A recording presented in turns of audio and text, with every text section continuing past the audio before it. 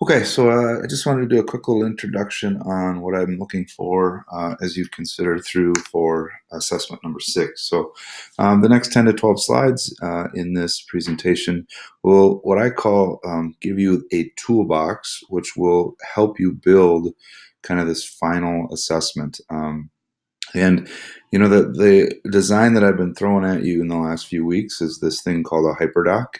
Built into a Hyperdoc are so many other resources and so many other activities or parent assistance, helping kids kind of work through one of these things on their own. And the great part about this is once it's developed and once it's done well, students kind of you turn the learning into a student-based learning, which is a great way for you to be able to withdraw yourself just a bit and help kids one-on-one, and give them some tools to do that. Now, in your cohort, I think it's important to recognize that you have a lot of lower primary educators.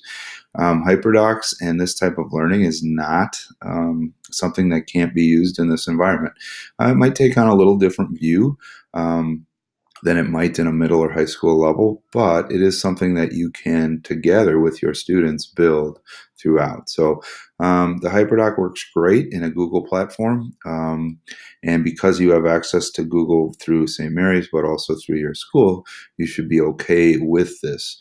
Also remember that to do these assignments, students do not need a Google email or anything like that, so the younger levels can still click into this if it's set up as a open to the public or open on the web, anybody can find. So I think what you'll find in the next 10 to 12 slides is just kind of a whole bunch of ideas that you can build in to take kids up that SAMR ladder.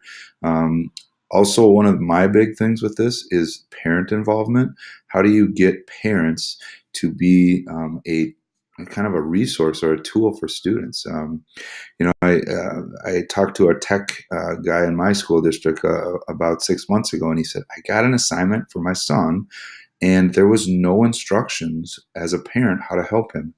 And so a Hyperdoc even gives you that opportunity to build in some parent instructions or resources as well, which I think is vastly important, and it takes a lot of pressure off you as a teacher.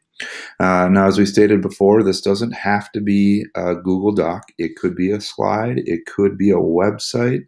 It could be, I've seen people use even Google Sheets, although that's not as convenient. But again, what it is it's a linkable, clickable, workable thing. And the beauty of a Hyperdoc using Google Doc or Google Slides is there is interaction where kids can type back into that document, and even record themselves in that document. So there's a few skills that you will have to help teach them. But other than that, this is an exploration thing. And it really, really opens up some creative levels on your side and gives you an opportunity to do some great things. So I've already heard from a few of you about some creative ideas that you have, and I hope that the rest of you can feed off that, talk to each other, learn. Look up all the resources that I've sent your way as far as examples, and realize you do not have to recreate something. Lots of times there's stuff that's already out there that's completely shareable, and you just need to modify it and tweak it to fit your setting. So you can make that decision on your own, but make sure that it is personalized to your students and something that you have had some input and some access and some movability in. So again, this is just a start, but I appreciate your efforts and I appreciate your outlook on this, and I think we will see some great things. So let me know if you have questions.